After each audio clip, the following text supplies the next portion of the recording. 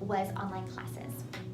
The online class format really appealed to me because I wanted a lot of independence. I knew exactly what I wanted in an undergraduate degree, what my plans were after college, and the college I was able to work with gave me a lot of flexibility and just independence in how I put my degree together. So some of the pros of taking classes online, the first one would be time. You get to save a lot of time with accelerated courses and even self-paced courses.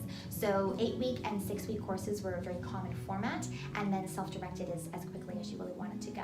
This was part of what enabled me to get my degree in 2 years instead of 4 years. Soft skills is another important one.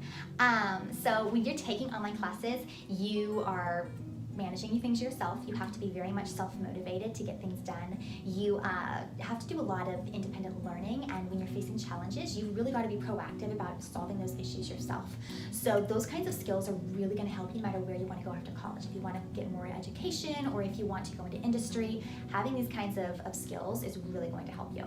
And then finally, another one would be just schedule-wise. A lot of individuals you reach a point in your life where it's really difficult to fit college into your schedule. So maybe you have work, maybe you have a family, and online classes have really brought college back to you, so you can have your life, you can go about as busy as things are, and you can still learn and advance yourself in these skills. So that's a really big advantage to a lot of people. So one of the classes that I took that was online for my degree was microbiology, and it came with a virtual lab component.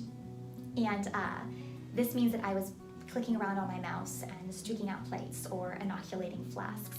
And it was not exactly helpful. You got to learn the theoretical biology behind microbiology, but you did not learn lab skills, and they advertise this as a virtual lab course.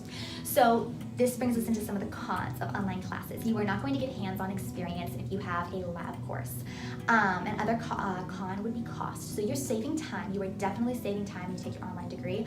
The cost is going to be comparable to what you would spend at a university. So that's something to take into account.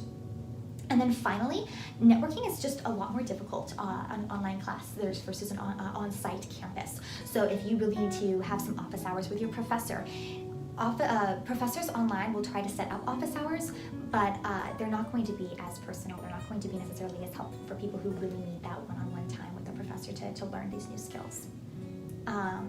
Yes. So what would your advice be for people who are looking into getting into online education? Yeah, I think that coming in with a get-her-done attitude, you really need to be self-motivated and know that you can have a schedule, you can have a checklist, and stick to it. You don't want to, nobody's going to be telling you every week in a classroom that you have to get this done by a certain date. So you need to be the one who's telling yourself that. So for me, I came in from a homeschool background, and I was very much accustomed to setting my own schedule and setting my own deadlines.